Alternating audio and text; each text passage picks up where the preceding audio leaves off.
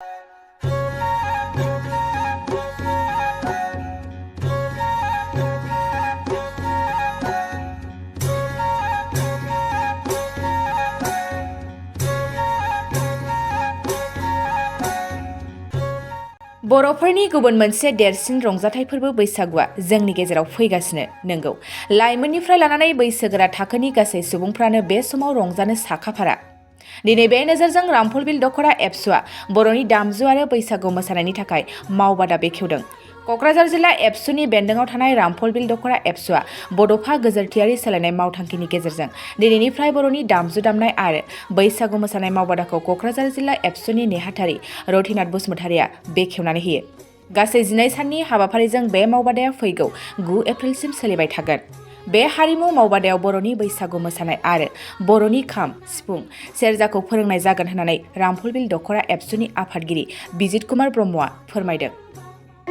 दुलाराय बर' फरायसा आफादाहाय बड'फा mission सास्टेनेबल change बा बड'फा गोजोरथियारि सोलायनाय मावथांखि जोंहा मोनसे मिशन दङ। बे मिशन बायदियैनो जोङो दुलाराय बर' फरायसा आफादाहाय मोनफ्रोमबो बिथिङाव जों सोलोंथाइ होन, जों गेलेमु बिथिङाव होन, बिदिनो हारिमु बिथिङाव होन, जों गोबांथार बिदिनो हाबाफारि लानानै खामानि मावबोदों। दा रामफलबिल दख'रा दुलाराय बर' फरायसा आफादाबो दिनैहाय हारिमु मावबादा बेखौहाय गासै 12 साननि थाखाय बिथांमोनहा मावबादाखौ खुलिबाय। बे दुलाराय बर' फरायसा आफादनि बिथोन जोङो जोंनि बर' हारिनि जे लाइमोनफोरखौ जे फैबाय थानाय जोंनि लाइमोनफोरखौ जोङो मारै हारिमु फारसे बिसोरखौहाय जों दावगाहोनो हायो बा जोङो जोंनि बे हारिमुखौ जों मारै बुहुमनि बिखायाव जों माब्रैहाय जोङो मिथिसार होनो हायो, बेनि थाखाय जों दुलाराय बर' फरायसा आफादा बिनि थाखायनो बे मावबादाखौ लानाय जादों। दा जोङो फैबाय थानाय बैसागु बेबो मोनसे जोंनि हारिमुनिनो मोनसे बाहागो। दा बे बैसागुखौबो जोङो बर' हारियाहाय गोदोनिफ्रायनो जोङो रंजा बाजायैहाय जों फालिबोदों। बेयो मोनसे मिथिंगाजों सोमोन्दो दङ। बैसागुआ मावनाय दांनायजों सोमोन्दो दं, जोंनि बर' हारिनि मावनाय दांनायजों। दा जों दुलाराय बर' फरायसा आफादा बेखौनो जों बुंहरगोन जे फैगौ बैसागुआवबो जोंनि बर' माहारिया जाहाथे जों बैसागुखौ बयबो बरायो बा फालियो।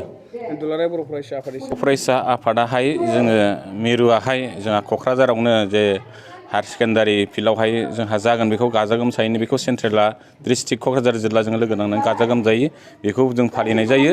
सिगांनिफ्रायनो फालिबाय थादों आरो देग्लायबो बेखौ फालिनाय जागोन। आरो गुबुन गुबुन जिल्लाफोरखौ गावबागाव जिल्लानि जे गाहाय मावख' बा बिथांमोनहा बेयाव फालियो। बेनि थाखाय जोङो गासिबो बिथोन दुलाराय बर' फरायसा आफादनिफ्राय होनाय दंखायो। जों क'क्राझार जिल्लायाबो बेबायदिनो जोंनि दख'राफोरखौबो जों बिथोन हरगोन जे गासिबो दख'रा आफादा बे बैसागुखौ फालिनो थाखाय जों बिथोनखौ हरगोन।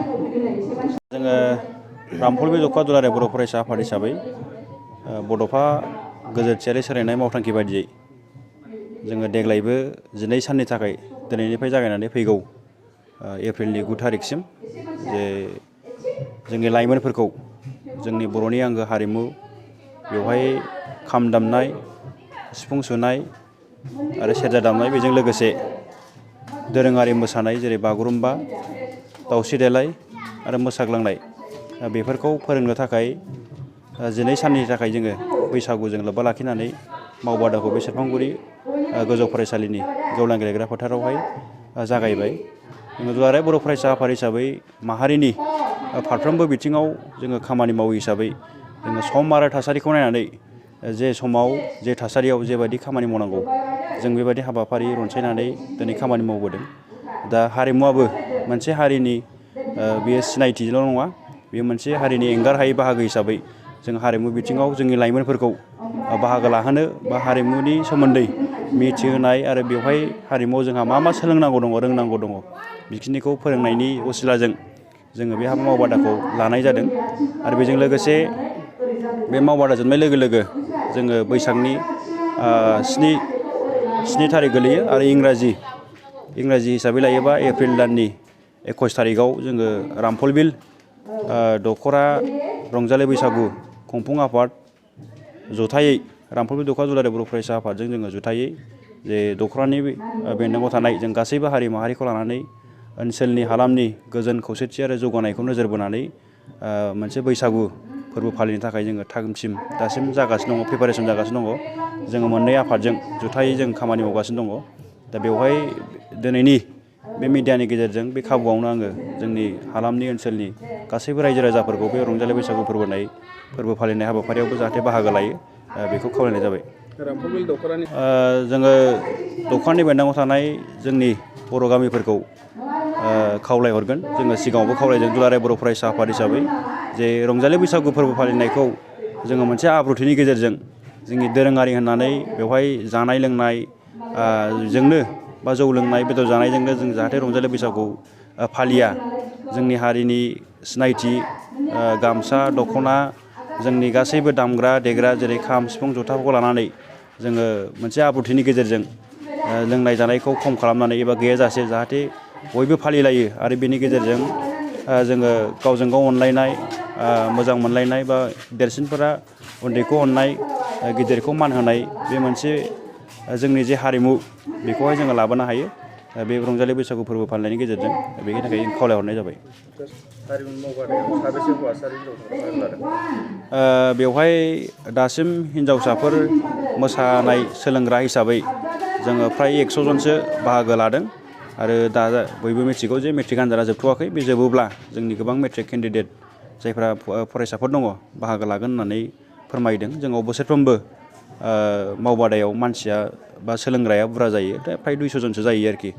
जोङो खाम दामनाय आरो सिफुं सुनाय बा सेरजा दामनायावबो देग्लाय बोसोराव एसे बांसिनै जोङो बाहागो लानायखौ नुदों जोंनि लाइमोनफोरखौ जोंनि फंबाय बिनानावमोनखौ। जोङो दिनै हाबाफारि बादियै दिनै बेखेवजेननाय हिसाबै क'क्राझार जिल्ला दुलाराय बर' फरायसा आफादनि नेहाथारि रडसनाथ नार्जारि सारखौ जोंनि बे बेखेवनाय हाबाफारियाव बेखेवगिरि आलासि महरै हांख्रायनानै लाबोदोंमोन। बिथाङा गुसुं समनि गेजेरावनो जोबोद थुलुंगाखांथाव आरो जोङो सुबुरुन होलांदों जोंनि फरायसाफोर बा सोलोंसाफोरा जाहाथे मोजाङै सोलोङो बेनि थाखाय बिथांनिसिम जोङो दख'र आफादनि जानाय साबायखर जासिहरदों। जोङो दिनैनि बे हारिमु मावबादायाव फारियै जोङो 3 आफाद बुंनांगोन।